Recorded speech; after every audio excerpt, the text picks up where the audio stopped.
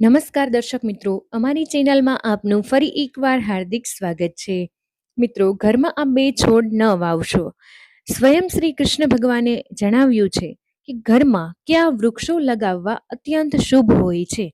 આવો, વૃક્ષો ન માત્ર અકાળે મૃત્યુને રોકે છે, પરંતુ ઘરમાં સુખ, સમૃદ્ધિ, આનંદ અને માં લક્ષ્મીની કૃપા સ્થાયી બનાવે છે. ભગવાન કહે છે કે જે લોકો સંપન્ન હોય છે તેઓ પોતાના ઘરોમાં વિશેષ પ્રકારના છોડ લગાવે છે. તેથી તમે પણ તેને અવશ્ય લગાવવા જોઈએ, જેથી તમારા જીવનમાં પણ શુભ ફળ પ્રાપ્ત થાય. એકવાર દેવી રૂક્ષ્મણીએ વિનમ્ર ભાવથી ભગવાન શ્રી કૃષ્ણને પૂછ્યું, પ્રભુ, કૃપા કરી એ જણાવો કે મનુષ્યએ પોતાના ઘરમાં કયા વૃક્ષો અવશ્ય લગાવવા જોઈએ. કયા વૃક્ષો દરવાજાની સામે રોપવાથી દરિદ્રતા દૂર થાય છે અને કયા વૃક્ષો લગાવવાથી શત્રુ, રોગ, ભય, ભૂત, પ્રેત જેવી બાધાઓ સમાપ્ત થાય છે. ભગવાન શ્રી કૃષ્ણ મુસ્કુરાઈ અને બોલ્યા, પ્રિય રૂક્ષ્મણી, આજે તે બહુ જ કલ્યાણકારી પ્રશ્ન પૂછ્યો છે. વૃક્ષ એ આ સૃષ્ટિનો આધાર છે. તે ન માત્ર પર્યાવરણને શુદ્ધ કરે છે, પરંતુ ઘર પરિવારમાં સકારાત્મક ઉર્જાનો સંચાર પણ કરે છે. જ્યારે કોઈ ઘરના આંગણામાં શુભ વૃક્ષ લગાવવામાં આવે તો તે ઘર દેવતાઓની સમાન સંરક્ષણ પ્રાપ્ત કરે છે. વૃક્ષ વાસ્તુ દોષને દૂર કરે છે, પરિવારમાં સુખ, શાંતિ અને ઐશ્વર્ય લાવે છે. ત્યારબાદ ભગવાન બોલ્યા, હે દેવી, હું તને જણાવીશ કે કયા વૃક્ષો ઘરની આસપાસ ઘરમાં લગાવવા શુભ છે અને કયા નહીં. પરંતુ તે પહેલા એક પ્રાચીન કથા સાંભળો, જેનાથી એ સ્પષ્ટ થઈ જશે કે કેવી રીતે સાચા કે ખોટા છોડ લગાવવાથી મનુષ્યના જીવનમાં સુખ અથવા દુઃખ આવે છે. ભક્તો, તે કથાને સાંભળતા પહેલા જો તમે પણ ઈચ્છતા હોય કે લક્ષ્મી માની કૃપા, તો આ દિવ્ય સંદેશને હૃદયથી સ્વીકાર કરો અને કમેન્ટ બોક્સમાં જય માં લક્ષ્મી જરૂરથી લખી દેજો. ચેનલ પર પહેલી વાર આવ્યા હોય તો ચેનલને જરૂરથી સબસ્ક્રાઇબ કરી દેજો. તો હવે આ કથા સાંભળો. ભગવાન શ્રી કૃષ્ણ બોલ્યા, ઘણા સમય પહેલા મધ્યપ્રદેશમાં એક સુંદર નગર હતું. ત્યાં ગોપાલ નામનો એક વૈશ્ય પોતાની ધર્મપત્નીની સુમિત્રા સાથે રહેતો હતો. ગોપાલ અત્યંત ધર્મનિષ્ઠ હતો અને દરરોજ ભગવાન વિષ્ણુની પૂજા કરતો હતો. તેની પત્ની સુમિત્રા પણ ગૃહ કાર્યમાં નિપુણ અને ધર્મપરાયણ હતી. તેમના હૃદયમાં ધન ધાન્યની કોઈ કમી ન હતી. એક દિવસ સુમિત્રાએ પોતાના આંગણામાં કેટલાય છોડ લગાવવાનો વિચાર કર્યો. તેણે જાણકારી વિના માત્ર તે છોડ લગાવ્યા જે તેને જોવામાં સુંદર લાગ્યા, પરંતુ તે છોડ વાસ્તુ અનુસાર અશુભ હતા. ધીરે ધીરે ઘરમાં કલેશ વધવા લાગ્યો. ગોપાલના વ્યાપારમાં હાનિ થવા લાગી. ઘરમાં તણાવ વધી ગયો. બંને પતિ પત્ની વચ્ચે ઝઘડા વધવા લાગ્યા. અંતે તેનો વ્યાપાર પૂરી રીતે નષ્ટ થઈ ગયો અને તેઓ નિર્ધનતાનું જીવન જીવવા લાગ્યા. ગરીબી અને ભૂખેથી કંટાળીને ગોપાલની પત્ની અત્યંત ક્રોધિત થઈ ઉઠી. તેણે પોતાના પતિને કહ્યું, હવે વધારે સહન નથી થતું, કઈ કામ ધંધો શોધો. આમ બેસી રહેવાથી તો ભૂખી જ મરી જશું.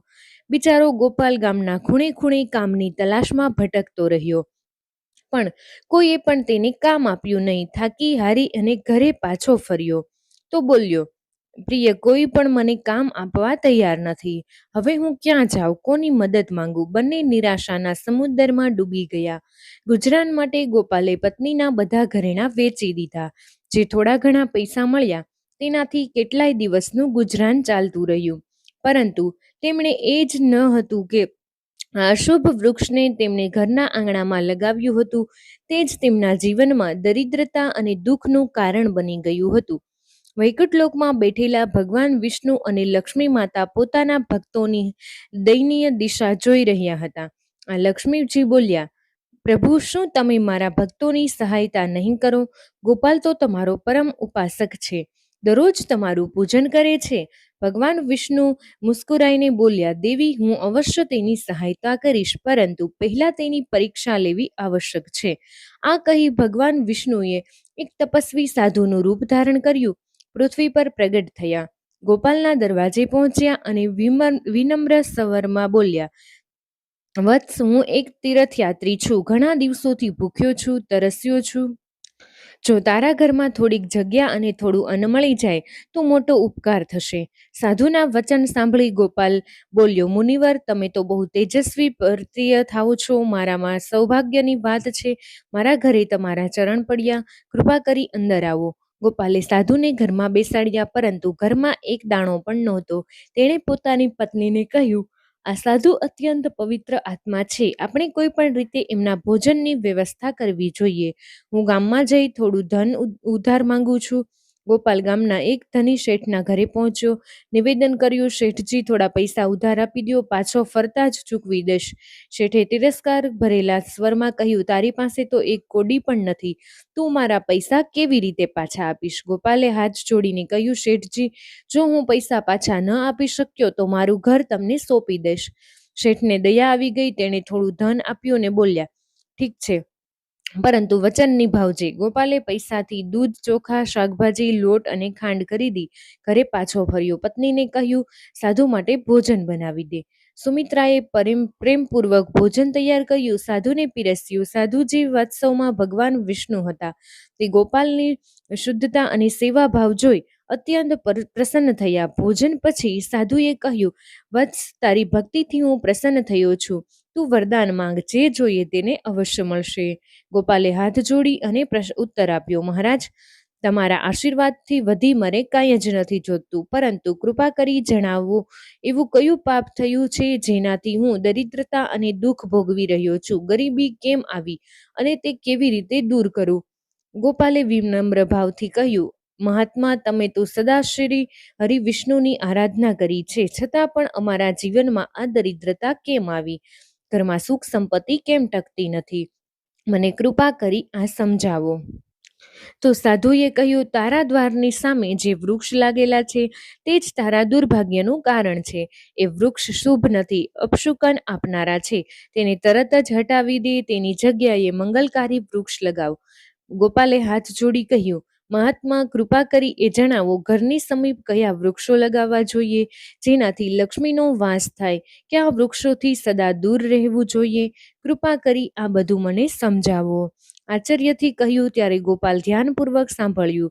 જે વ્યક્તિ પોતાના ઘર અથવા જળાશયની સમીપ પીપળાનું વૃક્ષ લગાવે છે તે તેનો ફળનો અધિકાર બને છે. પીપળાના પાન જ્યારે પણ જળમાં પડે છે તો તે દેવતાઓને અર્પણ સમાન માનવામાં આવે છે. પિતૃઓને તર્પિત કરે છે. આનાથી સમસ્ત પિતૃદોષ સમાપ્ત થઈ જાય છે. જે વ્યક્તિ દરરોજ સ્નાન કરી પીપળાના વૃક્ષને સ્પર્શ કરે છે તે પાપોમાંથી મુક્ત થાય છે. જીવનમાં ક્યારેય પરાજિત નથી થતો. પીપળાને પ્રણામ કરવાથી લક્ષ્મીજીની પ્રાપ્તિ થાય છે. તેની પરિક્રમા કરવાથી દીર્ઘ આયુ મળે છે. જાણી લ્યો કે પીપળાના મૂળમાં શ્રી વિષ્ણુ, થળમાં ભગવાન શિવ અને શિરમાં ભાગવાનો વાસ હોય છે. બ્રહ્માજી નિવાસ કરે છે. અમાવસ્યાના દિવસે પીપળાના દર્શન અને પ્રણામ કરવાથી ફળ હાજર ગયોના દાનનું સમાન મળે છે. પીપળા જેવું બીજું કોઈ પવિત્ર વૃક્ષ નથી. સ્વયં ભગવાન વિષ્ણુ પૃથ્વી પર પીપળાના રૂપે અવતરિત થયા છે. બીજું પુણ્યદાયી વૃક્ષના વિષયમાં આંબળા ધાત્રીનું ફળ સંપૂર્ણ જગતમાં પ્રસિદ્ધ છે, પરમ પવિત્ર માનવામાં આવ્યું છે. જે મનુષ્ય દરરોજ આંબળાનું સેવન કરે છે તે જન્મ મરણના ચક્રમાંથી મુક્ત થાય છે. આ ફળ સ્વયં શ્રી હરિ વિષ્ણુને અત્યંત પ્રિય છે. આંબળા ખાવાથી શરીર બળવાન થાય છે, આયુષ્ય વધે છે અને તેના રસનું જળ પીવાથી રોગ નષ્ટ થાય છે. આંબળાના રસને જળમાં મિલાવી સ્નાન કરવામાં આવે તો દરિદ્રતા દૂર થાય છે, સમૃદ્ધિ પ્રાપ્ત થાય છે. જે ઘરમાં આંબળા સદૈવ રહે છે ત્યાં ભૂત પ્રેત અને નકારાત્મક શક્તિ પ્રવેશ કરતી નથી. એકાદશીના દિવસે આંબળાની પૂજા કરવાથી બધા જ તીર્થોનું વધુ પુણ્ય પ્રાપ્ત થાય છે. ઘરમાં સ્વયં લક્ષ્મીનારાયણનો વાસ થાય છે. પછી મુનિ બોલ્યા, શુભ વૃક્ષના વિષયમાં જાણો. અશોક વૃક્ષ. અશોક વૃક્ષમાં અપ્સરાઓ નિવાસ કરે છે. આ વૃક્ષ જીવનમાંથી શોકનો નાશ કરે છે, દુઃખ મિટાવે છે, હૃદયમાં આનંદ ભરે છે. આથી ઘરના આંગણા અથવા દ્વારની સમીપ અશોક વૃક્ષ અવશ્ય લગાવવું જોઈએ. તો હવે જાણીએ કયા વૃક્ષો ન લગાવવા જોઈએ ઘરની સામે. તો એક છે કાંટાળા છોડ. રણ પ્રદેશના છોડ, કાંટાવાળા છોડ નકારાત્મકતા ઉર્જા ફેલાવે છે. આનાથી ઘરમાં કલેશ, તણાવ અને અસંતોષ વધે છે. આવા છોડને ઘરની અંદર અથવા તો સામે લગાવવાથી વાસ્તુ દોષ ઉત્પન્ન થાય છે, જેનાથી આર્થિક હાનિ, રોગ અને પારિવારિક મતભેદ થાય છે. બે છે તાડ વૃક્ષ, પ્રામટરી તાડ વૃક્ષ ઘર માટે અશુભ માનવામાં આવ્યું છે. કહેવાય છે કે જ્યાં તાડનું વૃક્ષ હોય છે ત્યાં સંતાન સુખ બધિત થાય છે, બાળકોની ઉન્નતિ રોકાઈ જાય છે. જેના ઘરમાં દેવતા નિવાસ કરે છે તે ઘર સદા સુખ સમૃદ્ધિ તથા સ્વાસ્થ્યથી પરિપૂર્ણ રહે છે. ઘરના વૃક્ષ અને વસ્તુનું રહસ્ય. કયા છોડ સુખ આપે છે અને કયા દુઃખ? દરેક વ્યક્તિ ઈચ્છે છે કે તેના ઘરમાં સુખ શાંતિ જળવાઈ રહે, પરિવારમાં પ્રેમ જળવાઈ રહે, ધનની ક્યારેય કમી ન રહે. પરંતુ ઘણીવાર એવું થાય છે કે આપણી પૂરી મહેનત છતાં ઘરમાં કલેશ વધે છે, મન અશાંત રહે છે. તો મિત્રો, આવી રીતે તમે વૃક્ષોનું પણ ધ્યાન રાખો તો તમારા ઘરમાં ક્યારેય ધનની હાનિ નહીં થાય અને ઘરમાં સુખ શાંતિ જ બની રહેશે. તો વિડીયો પસંદ આવ્યો હોય તો વિડીયોને એક લાઈક કરી દેજો. તમારા બધા જ મિત્રો સાથે વિડીયોને શેર કરી અમારી ચેનલને સબસ્ક્રાઇબ કરવાનું ભૂલશો નહીં. કમેન્ટ બોક્સમાં જય મા લક્ષ્મી અવશ્ય લખી દેજો.